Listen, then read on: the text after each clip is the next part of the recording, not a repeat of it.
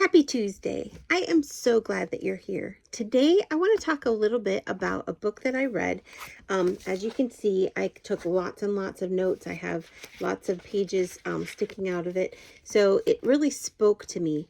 This book is called Relax, and it was by Megan Fate Marshman. And it was really, really good. The part that I want to encourage you with today is so this is a book where her husband died, and it's not really necessarily just about her husband's death. It's about trusting God and learning how to trust God in every area of life. But one of the questions that she asked, or one of the questions that she thought about after her husband's death, as she was reflecting upon his death, was two questions actually. When she gets to heaven, she pictures God asking her, "Did you love me well? And did you love others well?" And I thought, wow, if we could not wait until heaven to get those questions asked of us, but instead, if we could think about every single day answering those questions and what our answer to those questions would be, and keeping that mindset as we live every day, as we work every day, as we make choices every day, what kind of a difference would that make, not just in our life, but in our family, in our friends, in our work, in our community? Did you love me well? Meaning, did you love Jesus well? And did you love others well? What exactly would that look like?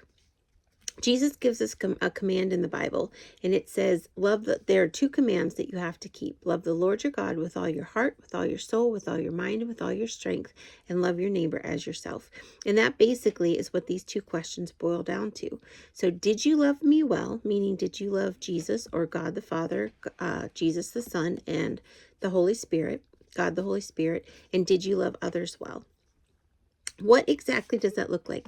It might look very different depending on the day. Some days you might have more opportunity to sit and have a longer quiet time, or to sit and just soak in God's presence, or do it the way that you like. We talked about the Pure Pleasure book earlier this year, and finding ways that you can refresh and regroup and give God the glory. So some days that may look like getting to sit down with a big cup of coffee or beverage of your choice and just soaking in God's presence, whether it's through worship and praise music, whether it's through extra Bible reading, whether it's through a longer prayer time, just pouring your heart out to Him.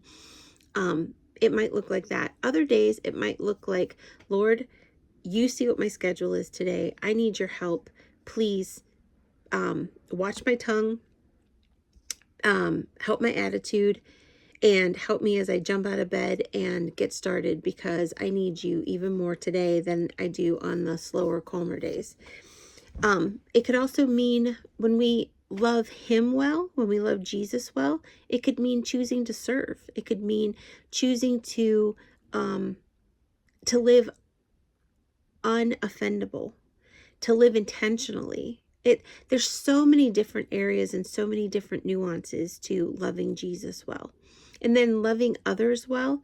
Well, when we're loving Jesus well, then we're automatically putting ourselves in a position to love others well. So if we're living unoffendable, that's loving others well. If we're living intentional, that's loving others well. If we're living sacrificially, that's loving others well. If we're serving God and we're waking up every day and saying, God, what do you want my agenda to look like today? What do you want me to do today? How do you want me to reflect your love to those around us? And when we do that consistently every single day, think of the difference that we're going to see in our schools, in our workplaces, in our community as a whole. Even if you work from home, I work from home, but I still have influence out in the world, out in the community. I have kids who are still in school. I have friends. I go grocery shopping. So I'm with people. I do things with people, and I'm able to make those connections. So sometimes it's loving strangers well. Sometimes it's loving family well. Sometimes it's putting family first. Sometimes it's really is kind of exciting, because the more we strive to love God well, and the more we strive to love others well, it becomes an adventure. It becomes exciting. It becomes a way of looking up and looking around instead of focusing on the issues that we have and focusing on the problems that we're dealing with or focusing on our worries. Instead, we're able to focus on um what adventure do you have for me today, God? What adventure do you have for me, Jesus? What do you want me to do, and how do you want me to reflect you well?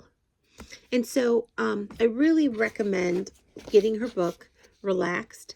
Like I said, it's not just about the sudden death of her husband. It's about so much more. It says, walking with the one who is not worried about a thing. And that is so accurate about this book. It was a wonderful read. I thoroughly enjoyed it, and it's one that I would highly recommend. But if we could start living with the mindset of, did I love Jesus well today? Did I love others well today?